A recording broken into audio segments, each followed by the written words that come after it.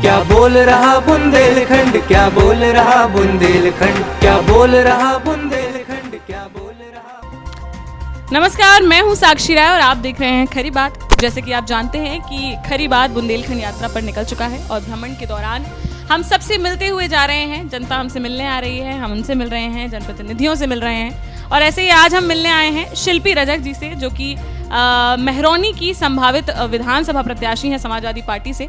आइए सीधे उनसे बात करते हैं और जानते हैं कहाँ से उनको इतनी प्रेरणा मिल रही है, इतना अच्छा ये कदम उठाने की, कि महिला होते हुए आगे बढ़ने की। आइए पूछते हैं उनसे। बहुत बहुत स्वागत है खरी बात में। बहुत बहुत धन्यवाद मैम जी।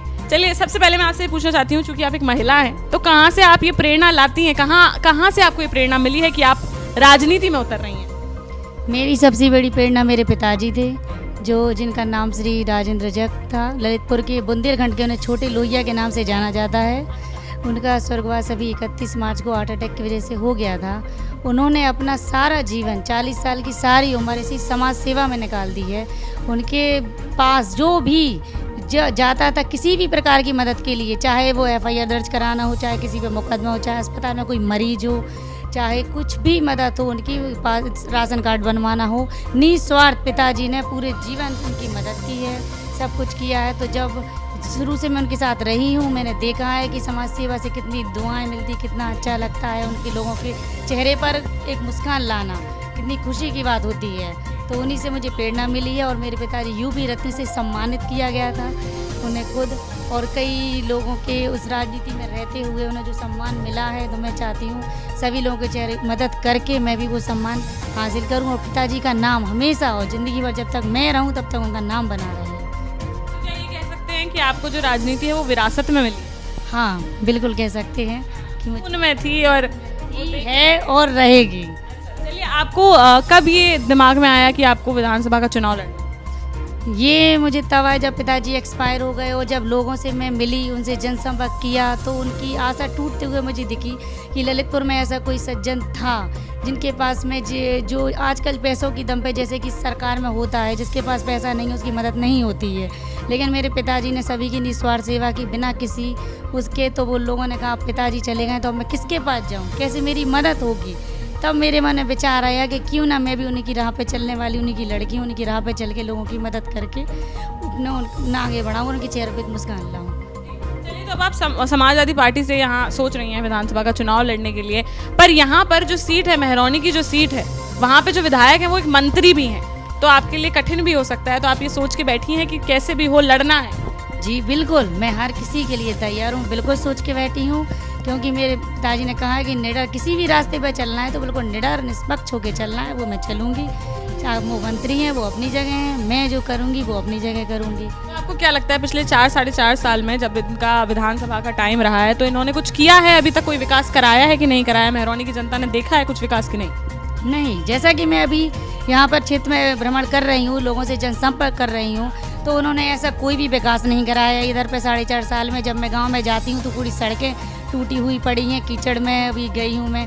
कुछ भी स्कूल सारे बंद पड़े हैं, टूटे हुए स्कूल पड़े हैं, विद्यार्थी ज़्यादा है, कक्षाएँ कम हैं, विद्यार्थी भी कक्षाओं में। जैसे कि मैं जब उल्दना गाँव कहीं पर गई थी तो वहाँ पर ऐसा लोगों ने इतना आक्रोश जाहिर किया वहाँ पर कि जब हमारे मंत्री जी आए थे तब वो 5 साल पहले केवल वोट मांगने आए थे, उसके बाद आज तक इस गाँव में आए ही नहीं हैं। हाँ, तो इनका कुछ रवैया तो ऐसा है कि 5 साल तक किसी गांव में अभी तक गए ही नहीं है, जबकि कोई 3 महीने में चुनाव के दौरान पूरे भ्रमण वर्षा है, 5 साल में ये आज तक गांव में नहीं गए। वहाँ पर कोई टावर की नेटवर्क नहीं आती, कहीं कहीं लोगों का जनसंपर्क टूटता है, तो उन्होंने टावरों की कोई व्यवस्था नहीं की है कि यहाँ कहीं टावर लगवाए जाएँ कि उनका वो हो सके। और अस्पताल देखिए आप, हमारे सांसद जी ने अस्पताल को गोद लेकर रखा है यहाँ मेहरौनी क्षेत्र के। वहाँ पर ना डॉक्टर है ना कोई है, बस एक कंपाउंडर को बिठा देते हैं, वो चेक करके ललितपुर रेफर कर देता है। ऐसा इन्होंने कोई काम नहीं किया 4.5 साल में कि जिसकी वजह से कहा जाए कि इन्होंने कोई विकास किया है। इन्होंने सिर्फ अपना परिवार का विकास किया है, गाँव का कोई विकास नहीं। परिवार का क्या विकास? परिवार का विकास मतलब यही कि समझ जाइए, अब आप जनता समझदार होती है, वो समझ सकती है। चलिए, तो अब आप जो चुनाव लड़ने वाली हैं, आप तो संभावित प्रत्याशी अपने आप को बता रही हैं, पर ऊपर से क्या हो रहा है? अखिलेश यादव जी ने कुछ इशारे किए हैं या आपको कोई ना कोई हिंट दी होगी, कुछ ऐसा हुआ है? जी नहीं होगा। मैं गई थी, अपने माननीय अखिलेश भैया जी से मिली थी, फिर मैंने उनसे, आप वो पिताजी को जानते भी थे, जब मेरे पिताजी एक्सपायर हुए थे तो उन्हें ट्वीट भी किया था, तो मेरे पिताजी से वाकिफ़ थे, उनकी सेवाओं से, समाज सेवा से पूरी तरह से। जब मैं गई तो उन्होंने बहुत सम्मान के साथ मेरा आवेदन भी कराया था और उन्हें पूरा आश्वासन दिया था कि आप जाइए, अपने क्षेत्र में काम करिए, मैं आपको पूरा आश्वासन देता हूँ कि आप लड़िए, चुनाव में आपके साथ हूँ। तो अब आप चुनाव लड़ने वाली हैं विधानसभा का, तो क्या एजेंडा लेके चल रही हैं? बस यही एजेंडा है, जैसे मैंने फिर कहा है कि हाँ, जो समाज सेवा में कर मेरे पिताजी ने, वही करने मैं आई हूँ।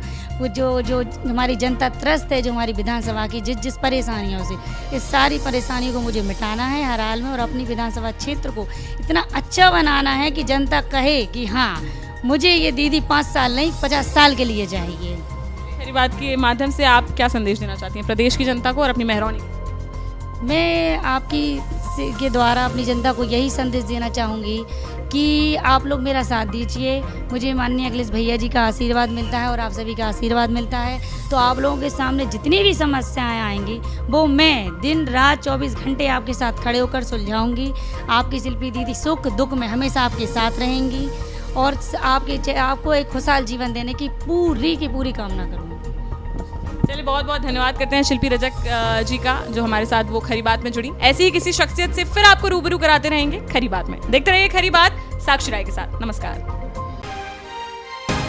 क्या बोल रहा बुंदेलखंड, क्या बोल रहा बुंदेलखंड, क्या बोल रहा बुंदेलखंड।